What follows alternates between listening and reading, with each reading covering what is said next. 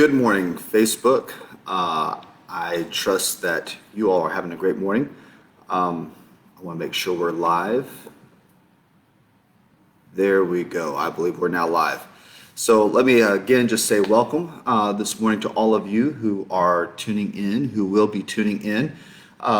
This morning is, of course, Wednesday morning, and this is our first Talk Live. And to those of you who may have tuned in on Monday, let me apologize to you. I know we were doing our first Talk Live, and then it came to our attention afterwards that the audio wasn't working.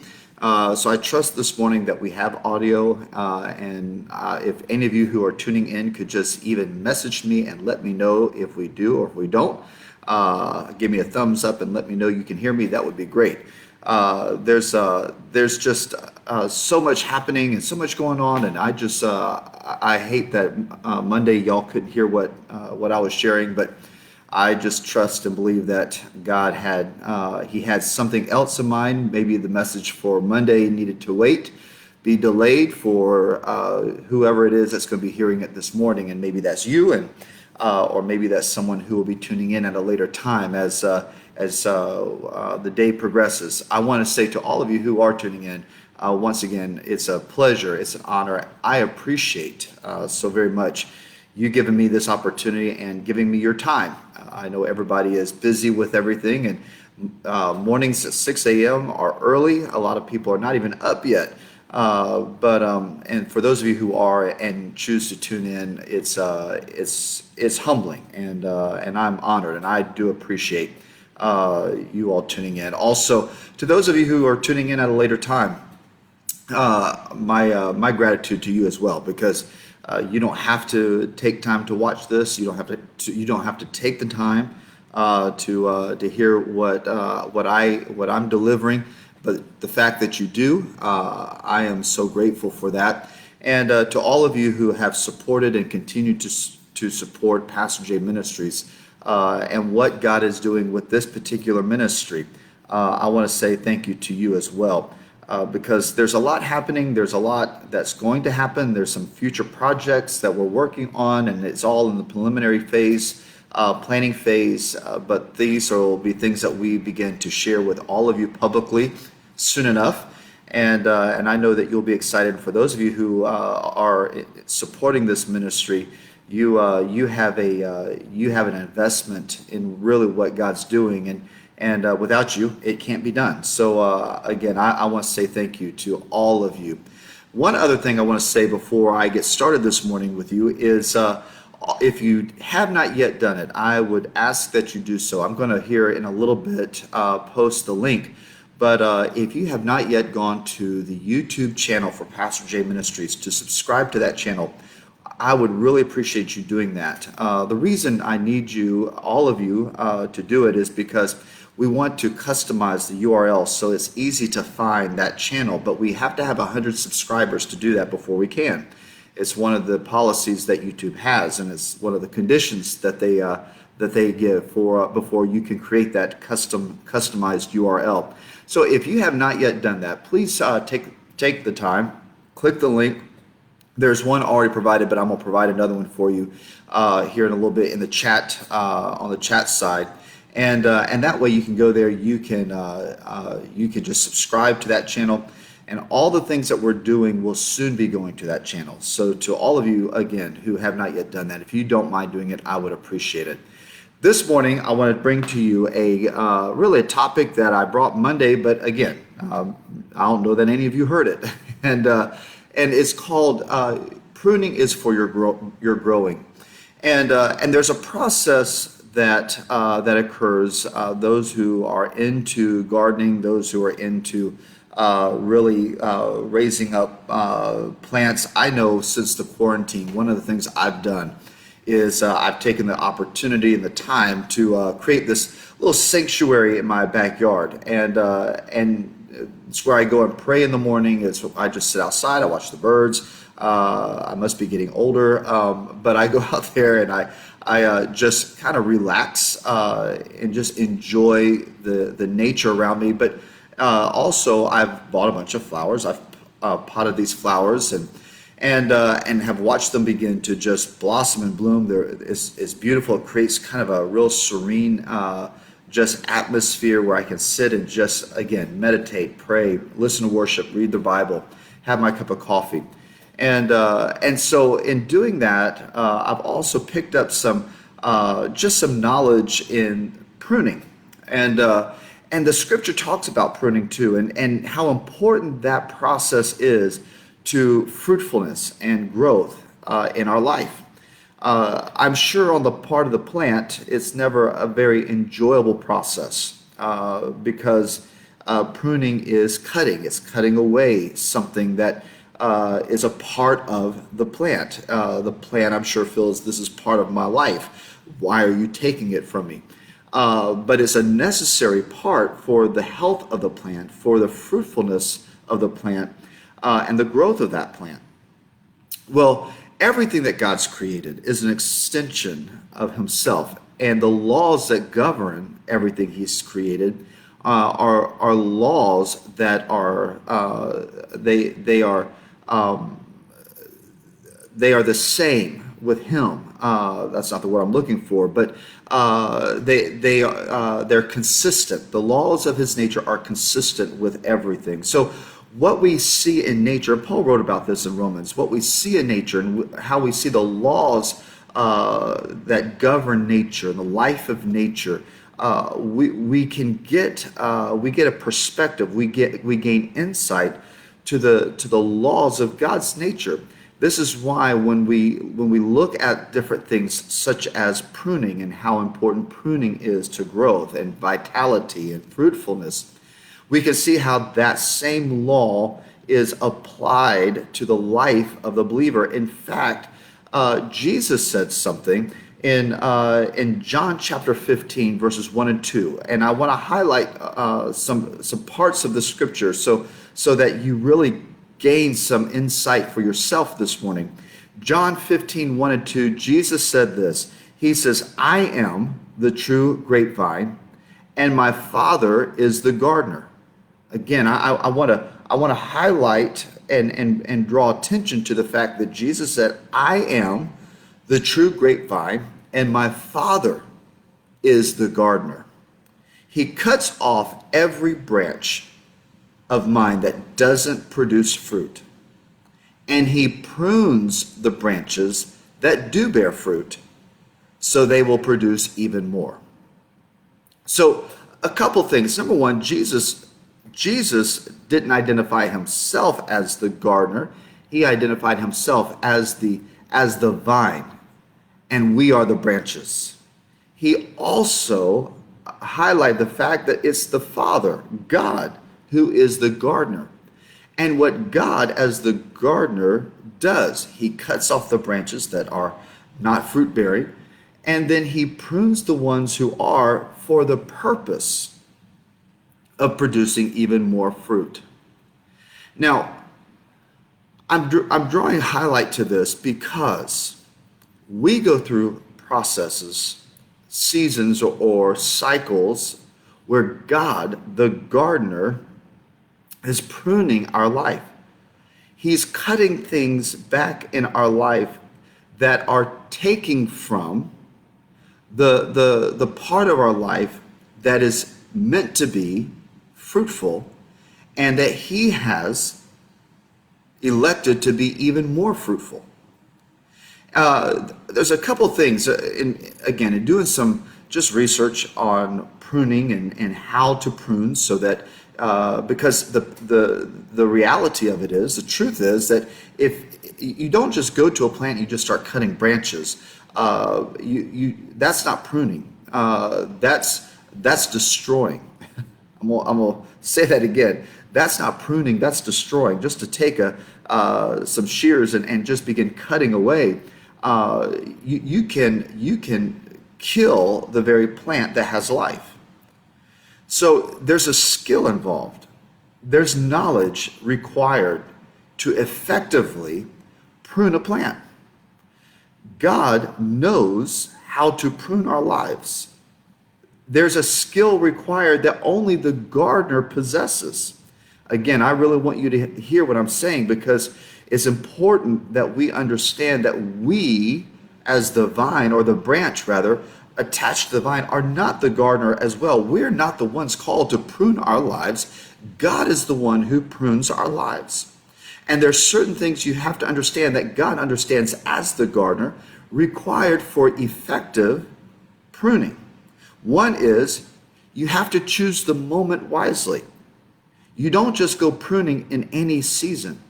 There are seasons that if you go pruning your plant, it will kill the plant. It will jeopardize its fruitfulness. So there are seasons that are appropriate, and there are seasons that are not appropriate. God knows the seasons of our life which are appropriate for pruning. In fact, God will usher us into a season so that he can do the effective pruning that is required for the next season of growth and fruitfulness in our life. So don't be discouraged when you're in this season where you just feel like there's nothing happening, and it's and life is just stagnant, and God is cutting away these things in your life. And what kind of things does God cut away? He cuts away relationships. He cuts away things that we thought were good for us, and we may have had good intention in doing. Maybe there's ministry we were doing. Maybe there were things at work we were doing, or it can be any number of things that we've attached to our lives, that we've assigned to our lives, that are drawing strength, that are drawing focus and resource and attention in our life, that God's going, well, wait a minute, that's not what I have called you to. This is just taking away from what I have called you to. I'm going to remove this from your life. But you and I both know, if you've ever experienced the pruning process of God, it can be very hurtful. It can be fearful. It can be even confusing at times, because we're going, well, why, God, are you taking this from me? Why are you cutting this from my life? Why are you removing this from me? Why are you removing this person? Why are you removing this ministry? Why are you removing this this job? Why are these things being cut from my life? And the reason for it is simple. It's because God wants you and I to be more productive, to be more fruitful. And sometimes we think, well, this is where the fruitfulness of my life should be. And God's going, no, that's not where the fruitfulness of your life is. I've got this over here in your life, which is what I've chosen for the fruit to be produced. So we have to be careful that we don't try to step into the role of the gardener in our life, and we are trying to choose what is and when is appropriate to cut things and remove things from our life. You can remove things that you're not supposed to remove, and you can remove things prematurely in a season that's not yet ready for it to be removed. And this is very dangerous, because then we're at risk of impeding fruitfulness in our life totally, removing it totally. And that's not God. But that's the danger we run into if we try to become the gardener in our own life. Number 2, know the rule of thumb for your flowering shrubs. This is another rule for the gardener when it comes to pruning, because every shrub, every flower is different. So you need to know the rule of thumb when it comes to that particular plant. You and I are different. We're different. I'm different from you. You're different from me, and the things that God is doing in me will be different. It will look different from what He's doing in you. We have to be careful that we're not trying to apply the rule for one person's life in our own when it comes to the process that God has us in removing things, what needs to be removed, when it needs to be removed. That's, again, we have to trust God with this and not think that we have the knowledge to do this on our own.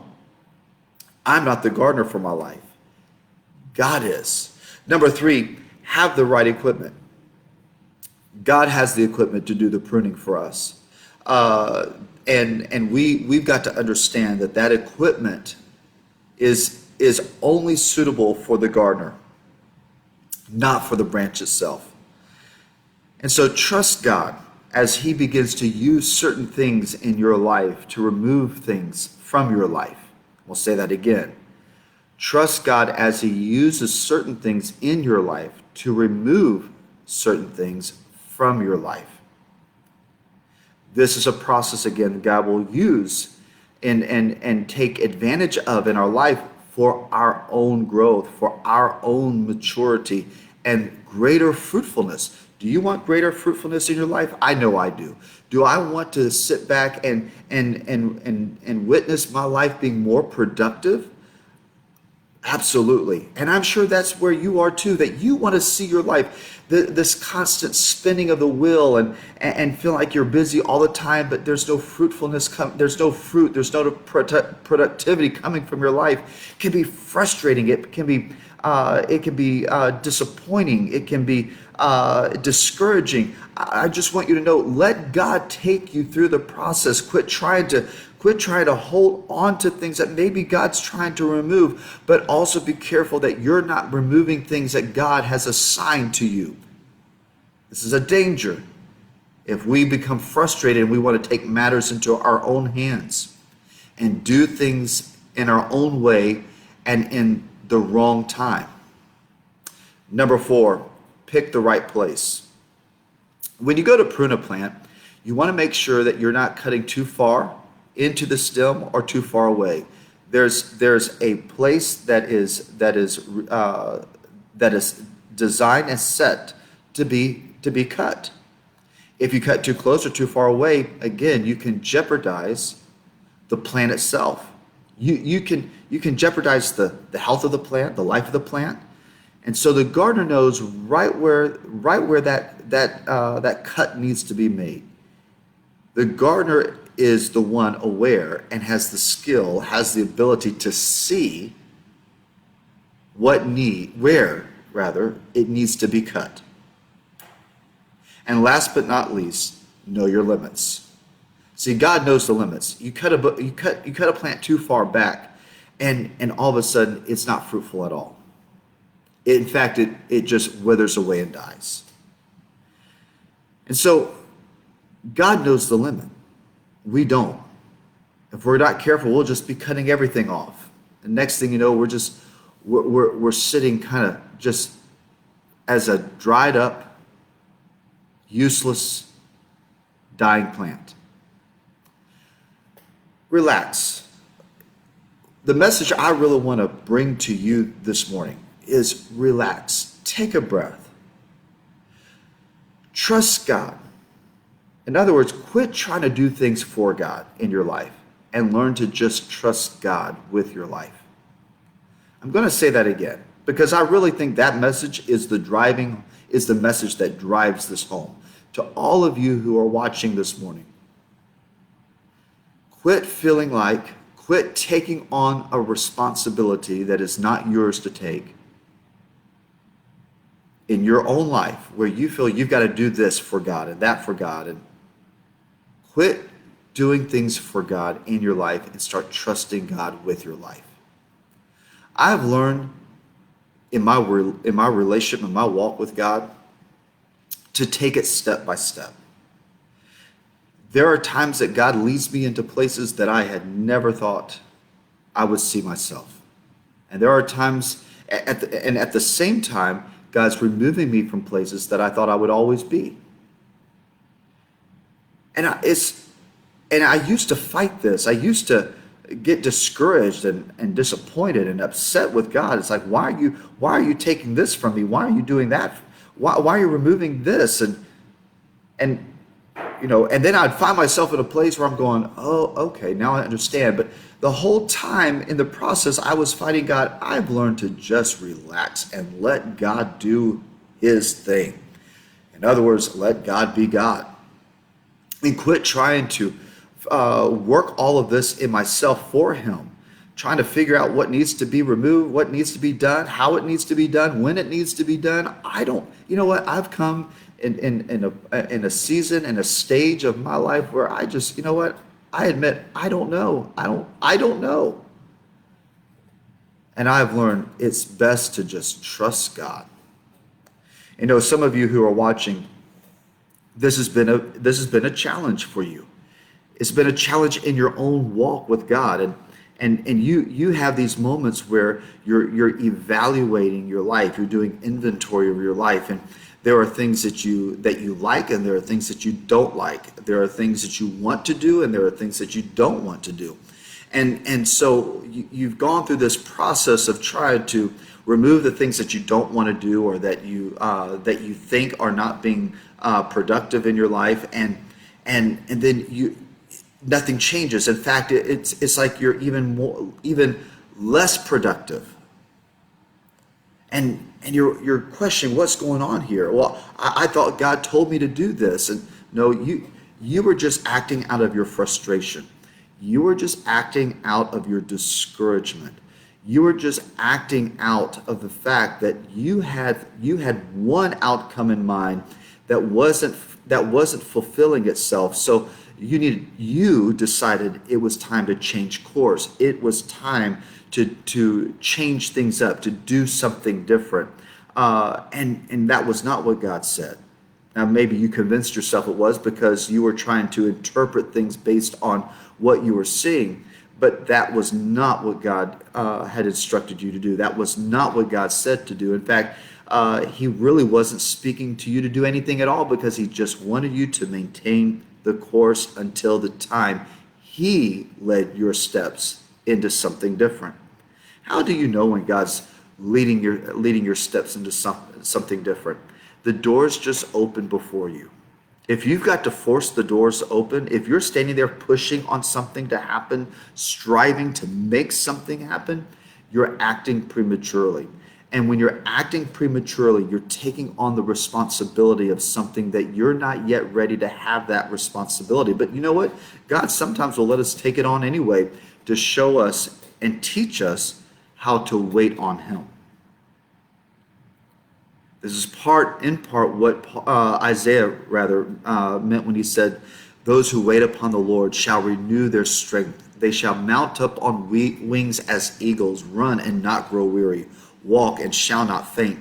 There are times where we just have to wait on God and let God take us in the timing he has ordained for us to the place that he has called us.